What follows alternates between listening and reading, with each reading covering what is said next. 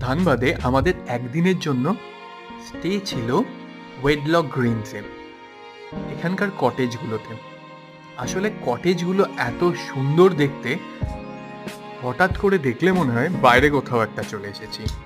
রুমটা তো দেখালাম, আমার সব থেকে বেশি পছন্দ হয়েছে এই বাথরুমটা। দেখো একবার, এটা এত বড় ছিল যে এখানেই একজন থেকে যেতে পারবে। আর সব থেকে অ্যাট্রাকটিভ জিনিস এই যে বাথটাব। আমি কিন্তু খুব এনজয় করেছিলাম, এখানে প্রায় 30 মিনিট চুপে বসেছিলাম। বাইরেটা দেখো একবার, উফ, মনটা ভালো হয়ে যাওয়ার মতো। অনেকগুলো ভিলা একসাথে, আর মাঝখানে এরকম একটা জায়গা। আর ধানবাদে তো একটু বেশিই ঠান্ডা পড়ে, তার মধ্যে যদি এরকম একটা ফিল্ড পাওয়া যায়, মানে একটা মিষ্টি রোদের ছোঁয়ায় সকালটা একটু আলাদাই সুন্দর হয়ে উঠবে। ধানবাদ এলে এটা কিন্তু ভিজিট করতেই পারো, মানে এখানে কিন্তু থাকতেই পারো, দারুণ লাগবে।